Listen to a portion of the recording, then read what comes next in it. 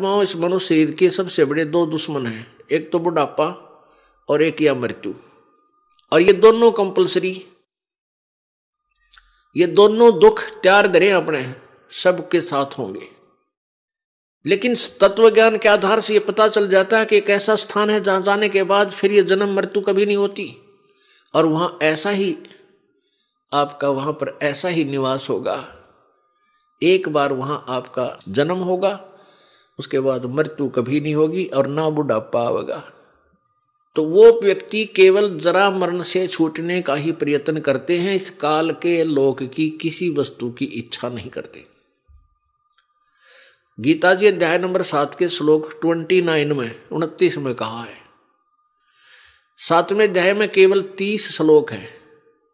30वें श्लोक में कहा है कि अध्यात्म, अधियज और ये अधिभूत आदि के विषय में जानकारी दी है। बस 8वें अध्याय का जो प्रारंभ होता है, प्रथम मंत्र में अर्जुन ने पूछा कि भगवान वो तत्ब्रह्म कौन है, फिर वो परमात्मा कौन है। तत्व माने वह, ब्रह्म माने परमात्मा।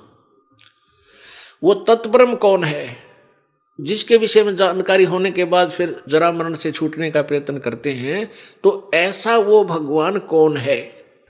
किम तत्ब्रह्म। अब गीता ज्ञान दाता ने इसका उत्तर दिया है 8वें अध्याय के 3रे श्लोक में कि वो परम अक्षर ब्रह्म है। यानी गीता ज्ञान दाता से अन्य कोई और शक्ति है जो परम शक्ति है, जो पूजा के योग्य है, और उसी की भक्ति से जन्म मृत्यु का छुटकारा हो सकता है।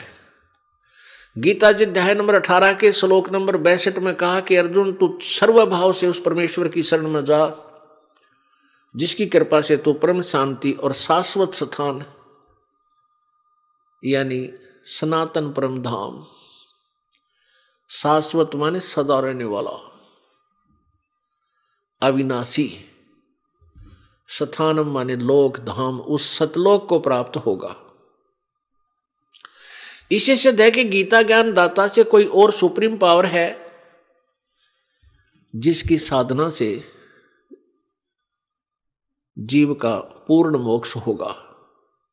गीता जी अध्याय नंबर 15 के श्लोक नंबर 1 में तत्वदर्शी संत की पहचान बताई है कि इस उल्टे लटके हुए संसार रूपी वृक्ष के सभी पार्ट्स के बारे में, सभी हिस्सों के बारे में, सभी भागों के बारे में, तना कौन है, जड़ कौन है, डार कौन है, टहनी क्या है, पत्ते क्या है, इसके विषय में जो संत बताएगा वो तत्वदर्शी संत होगा।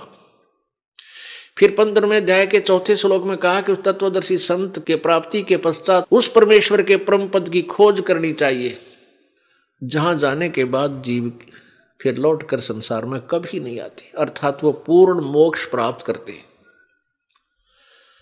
और जिस परमेश्वर ने सब ब्रह्मांडों की रचना की है, इससे सिद्ध है कि गीता ज्ञान दाता से कोई और है सर्वशक्तिमान, सर्वसृजनहार। ये पवित्र गीता जी हमें बता रही है।